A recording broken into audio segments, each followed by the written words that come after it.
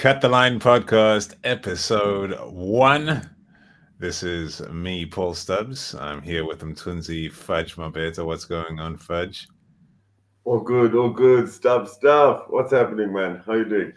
I'm chilling, man. Looking forward to the Varsity Cup kicking off again. We're talking about rugby in South Africa on this podcast, and we will be continuously, because there's always rugby in South Africa, champion level rugby in South Africa. If you know your stuff. So, Fudge, you looking forward to the Varsity Cup coming back? Hey, man. Yeah, good vibes. Exciting times as well. Geez, what an incredible weekend. Origins weekend, with the URC. There was an incredible vibe. It was like a student vibe. I don't know if you watched the game in Durban. It was also pretty crazy. And it's just now sort of like a domino effect in the first week of Varsity Cup rugby, which is, that's what it's all about. I can't wait. I'm pretty amped for that sort of exciting, youthful rugby that we check out there, and the vibe is always insane. The mascots and the whatnot.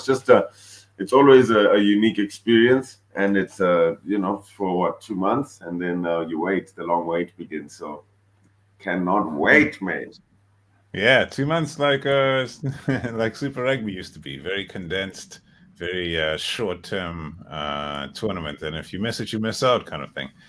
Which I really, I appreciate that format, I must say. But it lends to the excitement of the Varsity Cup, which has been going since 2008. And last year, in 2023, was another year where it wasn't the first time they won the title, but the Eagles, formerly known as the Pucker of Northwest University, got to the title. What did you think of last year's competition? Crazy, bruh. I love going to Potch. Number one, the Boykies corner. There's a lot happening. I keep talking about my favorite character in rugby right now. Is that the Eagle mascot? It's just a crazy vibe there. It reminds you of the old days. If you know Pretoria and Hatfield and all of that, the Varsity culture is very strong in Potchefstroom. And when you've got a team that's winning, it's going to be fireworks. I can't wait to see how they have their home game. But exciting times, man. Stuff. As you know, there are a lot of innovations and things. It'll be interesting to see what they do this coming year. Some of the players. Hey, man. 2 days away? Actually, 24 hours away. 24 hours. Yeah, can't wait. Yeah, you're doing a game. I'm doing a game. The two of us broadcasters, of course. Fudge, a former player. Myself, not a former player. Played in high school, pulled out, mate. So oh, come on now. What do you mean, bro? Give yourself some credit there. When you played up, you were playing. Don't patronize me. Don't patronize me about. Well, you took your ass to the Bulls. There's levels to this game. Levels to this game. No, last year's competition was really. It was like wide open. Last year's competition. Crazy things were happening. Most notably, Turks 2 times champions got relegated in this new format where there's going to be teams going up and coming down every year. One team getting promoted and relegated, and then promotion relegation playoff as well. So potentially 2 teams coming and going, but most likely 1 in that circumstance. And for the Eagles, with Iggy, the mascot, to go 27-25 in the final against UCT, it was big. But I think that, things could change a lot this year. But we'll talk about that just now, because I want to find out if there's any player that you're looking out for this year in 2024. Anybody from 2023 that you remember that's going to tear this competition apart this year? Yeah, mate, you know what? Last year, something that stuck out, now that you sort of drew a nice picture of the teams and how tight it was. And actually, there was a lot of debate around the promo relegation. Is it good for the competition? The Varsity Shield, will they be able to step up? And I think the feedback afterwards was quite good. And jeebus, it gave an incredible last stretch, last quarter of the season there, where the UJs and teams were fighting for relegation and all of a sudden fighting to be in the semi-finals. It was really an incredibly contested season. There's been a dip with the star teams, Marty's noticeably, but even more noticeably, Tucks. How crazy is that going to be? I think the first game is against Wusu at Tucks, so that's going to be wild, having teams they're not used to playing, going to places they're not used to going to. And looking at that, the teams, firstly, insane, the lead and the dominance that the Eagles had over the other sides. So they're just losing one game, way ahead. They were comfortable. They were the only team that were really comfortable throughout.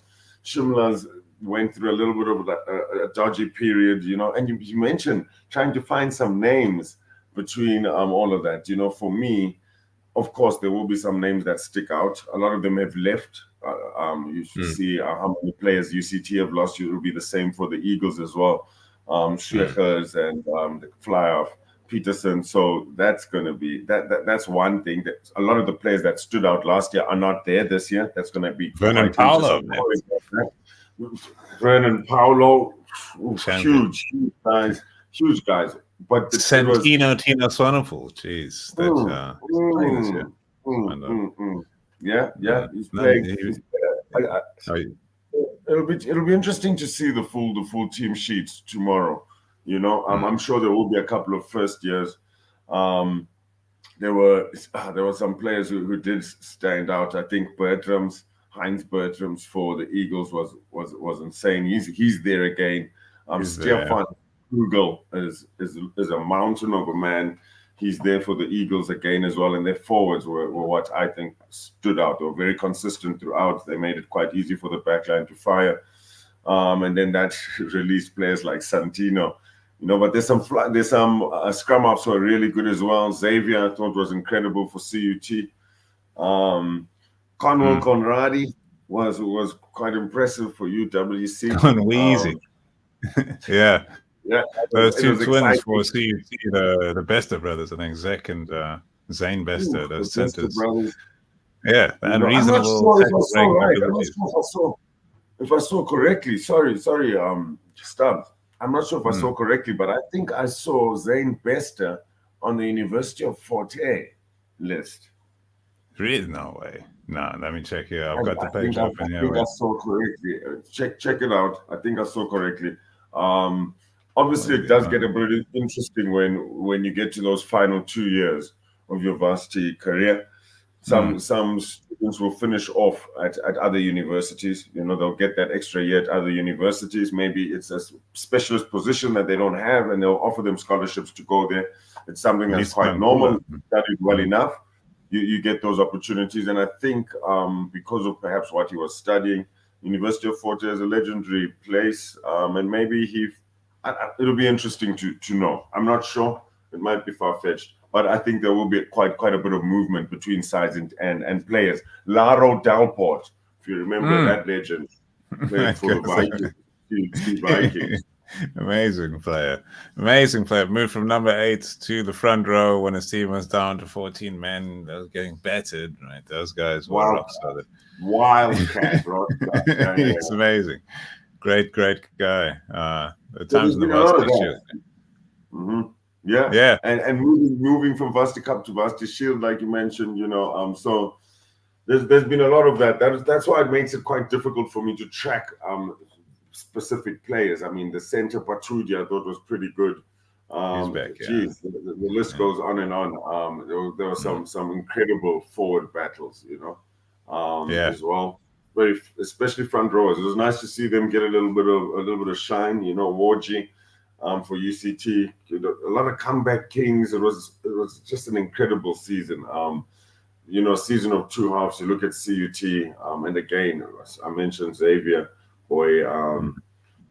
so difficult to pinpoint precise players. There are some nice players to watch. Posthumous is a big one as well. But for me, what's really exciting is how tight it was last year. Tuck's not being there this year. Marty's not looking like themselves last year, and some of the underdogs putting together some crazy performances, Yeah. Well, last year, Shimlers went on a run, and they were looking good, as they have for the past few years. And they've had some amazing coaches as well. They were winning lots of matches, and, they were firm favorites to win the title. The player that rocks at the end of the year ended up being Flum, that flank of theirs. Outstanding player. Tough guy as well. Uh, and Brilliant player. Yeah, he really was. They were tearing teams apart. They're scoring crazy scores. Crazy. They were just running free. Well, they get injuries. Didn't they get some injuries?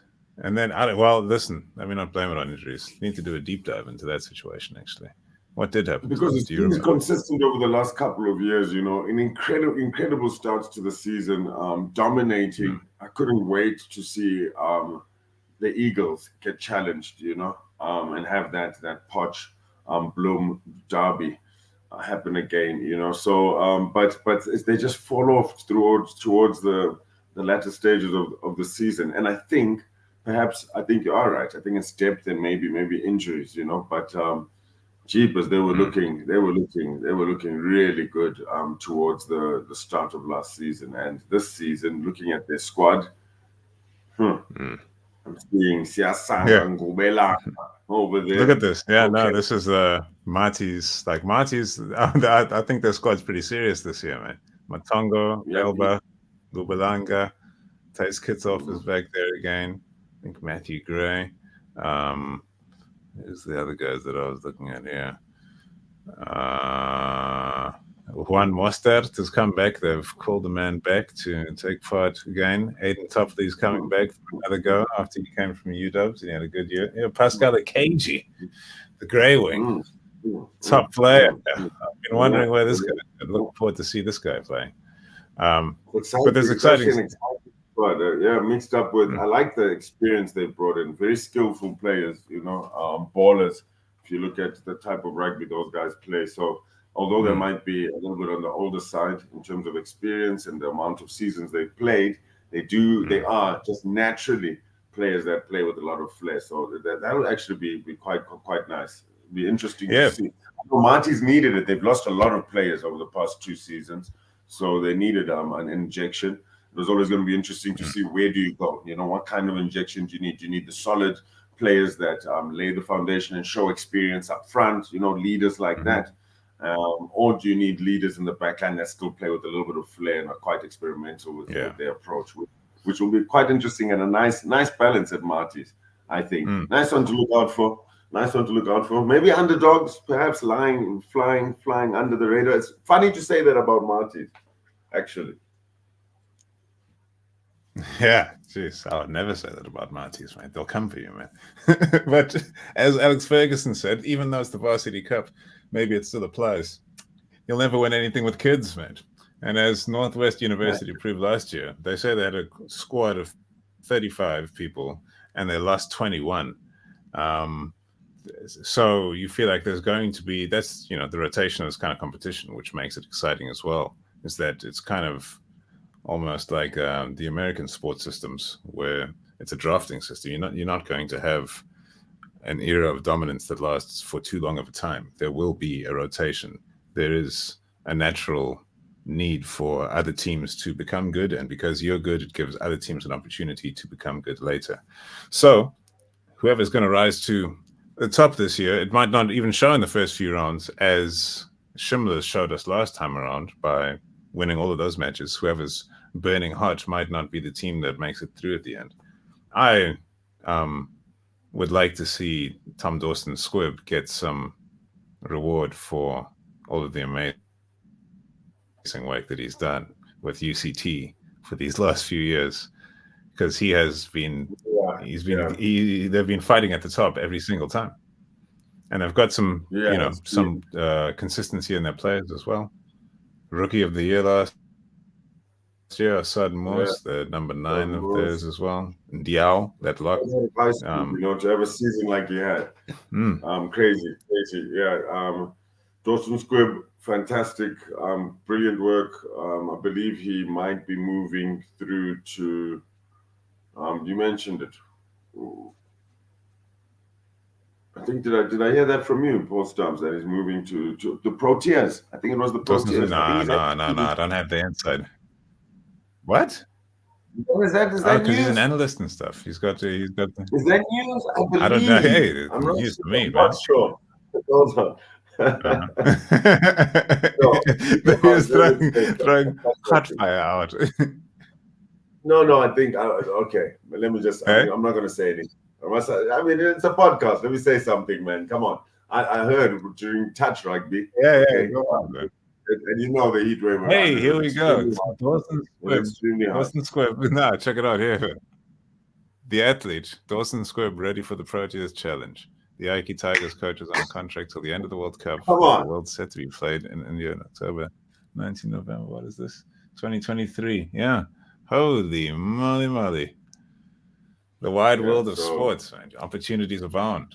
Welcome to the times, buddy. Welcome to the times, buddy. But that's why I thought you mentioned that, that he gets the reward for the hard work he's put in. That although he wasn't able to enjoy, the spoils of lifting the trophy, let his work not go unrewarded. They've got a good foundation, and perhaps they could get one. They've had so many disappointments. The culture, we've seen the vibe, the type of rugby they've been playing, how the players are transitioning from UCT to higher honors. So it has been a huge success, and a really big one when you start taking the provincial parts that the Varsity Cup can play towards as well. So on to big and better things, Proteas. That's going to be interesting. When you were saying, yeah, but when you said, listen, all the hard work without lifting the trophies, are you talking about UCT or are you talking about the Proteas? Because unfortunately, both of those teams have similar stories. It's tough times in this world. As maybe that's where he's going to lift the trophy. Maybe that was always the pathway, mate. Maybe that was always the pathway. Who knows? But look, he's a brilliant guy, and I think I love it when you get a cross code, sort of intellectual property crossing codes. It's incredible. It can work sometimes for those true sport lovers out there. It's been happening in the NFL. There's a rugby coach, and he just is with new strategies that are linked to scrummaging and all of that. I won't get into too much details. A slight segue was pretty much what put together a play, was able to coach a play that was pretty much unplayable and was extremely successful with that. So I love it when there's cross-code sport. It makes for an interesting take. And also for coaches who have been in those spaces and been, thinking about things in a certain way, it does allow for opening up your thought patterns and leading to maybe some new innovations, something experimental. And I love it when those coaches are playing the Varsity Cup, because that was coming next to you, Fadja. Yeah. Is that what's coming next for you? Are you spreading your wings, man? Can I expand your mind? Get involved in some coaching out there. Major League Rugby, man. Get in. Get your hands dirty. Mate. No. Would you do Major League Rugby? Would you do Major League Rugby? No. Look. Who knows, man? Rugby is growing everywhere. Who knows? I'd love to challenge myself. I think what's happening in the world with sport is insane right now, especially in South Africa. From school sport through varsity, through the Varsity Cup, it's incredible. Some of the storylines, mate, are buck wild, all the way to Twickenham, my friend. So it's good times. But I'm happy. I'm happy in SA. There's no country like South Africa. There's no sport like rugby. So yeah, I'm sticking around.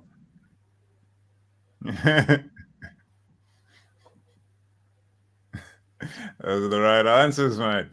All right, so let's get back on track here, as we tend to do, and start talking on nonsense, mate. Varsity Cup 2024, it's coming back imminently, and here are the opening fixtures for you to see. It's going to be Marty's, the final match of the day, hosting the champions, the Eagles, starting off with Shimlers taking on Ikeys. You're heading down to Bloemfontein. what are you expecting to see there? Two of the most exciting teams in the competition there. Shimla's going to hit the ground running. What do you reckon? I think it's going to be a banger. That one there, mate. First game of the new season. It's going to be a banger, especially in Shimla Park. There hasn't been much sport happening in Bloemfontein. I expected the vibe to be electric. And UCT, always. Everyone, it's almost as if UCT is a derby for every single team. I don't know why. I don't know why I feel like that.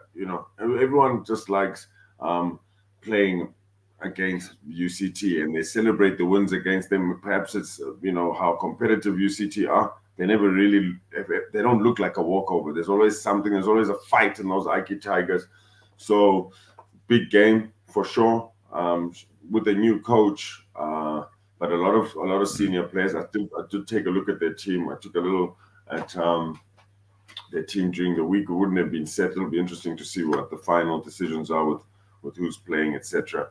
But a couple of first-year students on that bench as well. So looking forward to UCT. Always exciting. Never know what to really expect from them. I like that as well. Great for the competition. Shimla's, we know exactly what to expect. Hard, organized, structured rugby.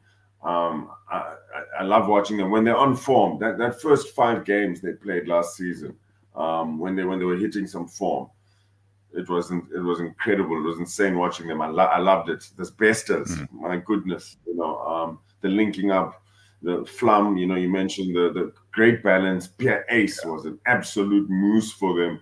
So when it clicks, it looks so good, so well organized. Timing of the run, they can do anything from cross kicks to guys working and wedging through the middle. It's organized chaos. So against UCT, I expect a big one, high scoring game. I don't expect the teams to be rusty at all, and they'll go for it exactly the way to start off the season. Real nice stuff.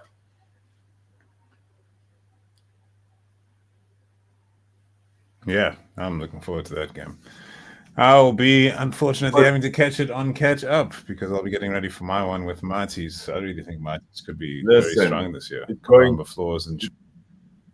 going down in Stellenbosch. I think that is a cracker of a game. The late night game. Eagles are going to have a job on their hands. I reckon Marty's are going to come for some serious blood there. But also maybe, if that's the one game, the Eagles lost one match last year and ended up top of the log, dominant in their form. So we'll see. But they've lost a lot of players. They have kept some of the important ones, but I think losing like Swichers and Paulo, and I think maybe the other front ranker as well. It's a lot of experience to see walk out the door. I wanted to say when you were there, I didn't bring this up before. When you're going to Bloemfontein, you see Harvey's Fourie is Audi from the Cheetahs head coaching role. It's going to Boerland. I don't know, is that with immediate effect? It would seem. You're saying it's going to him? And they're putting an interim coach. Boerland. Okay. Wow. Boerland Rugby Union, man. Frans Steyn is now director of rugby, buddy. Frans Steyn is now director of rugby at the Cheetahs. And you know what? Again, I love it. I love it for the Cheetahs. I think obviously has done incredible work there. The Currie Cup champions. They went for the title a few times. They dominated to such an extent to get into the Pro 14, to get still good enough performances to still grab some attention, sneak into the EPCR challenge, and even then they've been really competitive, mate. So he's kept things rolling in a time where there's been so much change and so much shifting. It's been really difficult for Cheetahs, just as it's been for the Pumas, in the Greek was, but for the Cheetahs especially, and how they managed to keep so many players as well, mate. It's so exciting times. It's going to be. I think they did need a change. They needed a bit of a refreshment. I think so. At this time, mate, they're playing a knockout in the EPCR. They're going to have an interim coach. That's a great. But hey man, listen. I'm just as one of the players there, they must be absolutely stunned, or maybe they heard this was coming. I don't know. In this kind of thing, as a player, would you know this kind of thing is in the wind? If the coach, I assume, would tell you, like, hey, you know what? That's actually a good question, mate. That's a tough one. And it'll be very interesting to know how things were behind the scenes, mate. I'm not going to lie. I think Harvey's would definitely have mentioned it perhaps to some of his leaders to some extent. But I also see a situation where maybe he didn't. You know, he just kept it very professional. I don't think he would have liked to. It might have been just, I think that it would have been done through some respect because Harvey's been, has really been a serviceman for Bloemfontein and for the Cheetahs, like I touched on. But tough to know. You never know with these things. It is an awkward time, but then again, you know, is it not going to spark something in the Cheetahs? They haven't really looked great the past couple of games.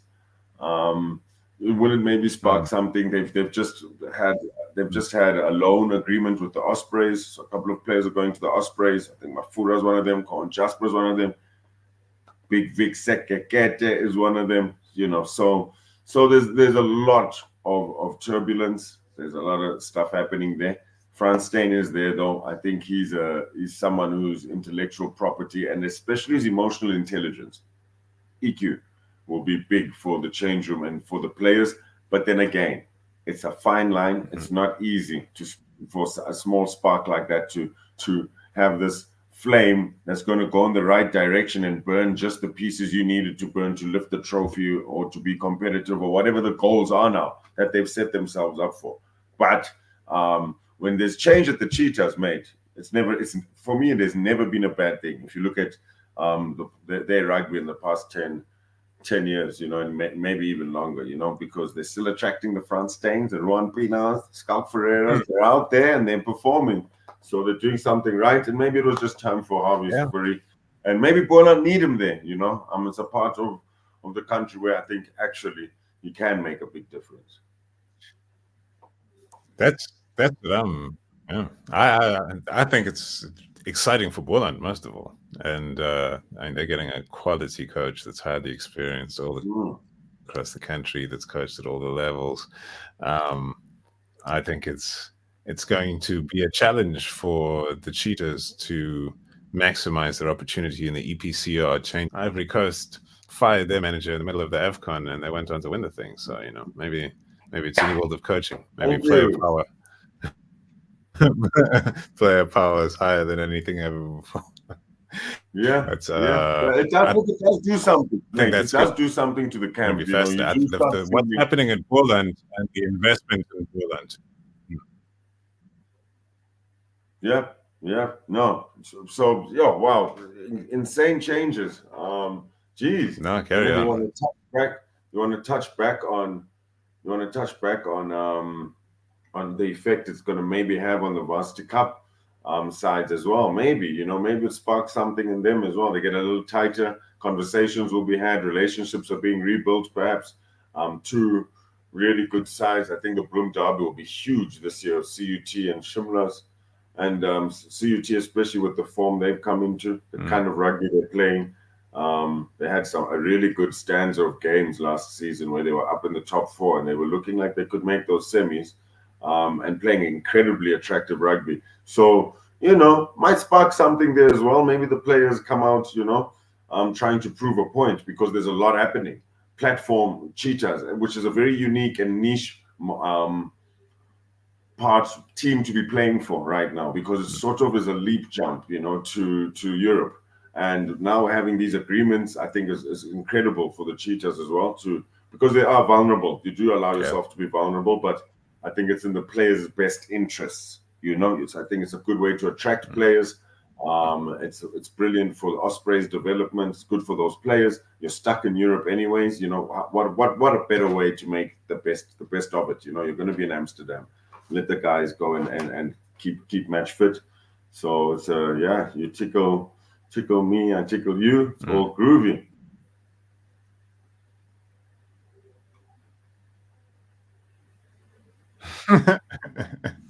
Yeah, it's a great situation. That Ospreys link up and those players coming back to the Cheetahs this year from Ospreys and going back. It will stay the course to stay in Bloem to play for the Cheetahs, makes the Cheetahs stronger. The Sharks making that link up with the Pumas and Border. All of these teams are constantly bidding for now, our headline Springboks who've been playing overseas for years, trying to bring them back to South African shores. I mean, things are moving in the right direction for South African rugby, and it's a pleasure to be a part of it, mate. All right, so we are finishing off our talk about the Varsity Cup and getting ready for the 2024 season. So looking forward to round one, and we're going to have more to talk about after that because there's going to be a lot of new faces, right? And we'll talk about that in another episode. But for now, and for tonight, this being recorded much later than we'd planned because shenanigans were on the go with the gremlins are running wild, and they will be tamed. I'm not going to give in to these gremlins. It's, load shedding. Never mind that. It's this. No internet service providers' names will be mentioned, but pick carefully when choosing your internet service provider. Having just moved house, and oh my god, it's a crazy time. The Varsity Cup is coming at the right time, the perfect time when times are mad. So, looking forward to this competition.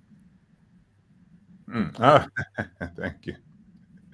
Oh man, it's under control, but yeah, the madness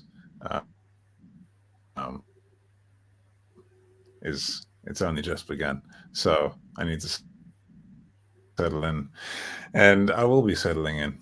Doesn't mean this room's going to start looking a whole lot better, but yeah. So anyway, I'll get used to it. No, I'm loving it. I'm settled in. But thank you very much, man. Hopefully I get to see you soon. We're not traveling the country anymore like we used to, just going from corner to corner. I'm going to be taking care of a lot of the action in the Cape region while you'll be up in June. We can do this in person, mate. But yeah, until then, until next week, I'll speak to you then. I thank you very kindly. Thank you very much. Stuff, brilliant stuff. Yeah, man. Nice one. And can't wait. You're right. I'll be in Bloemfontein.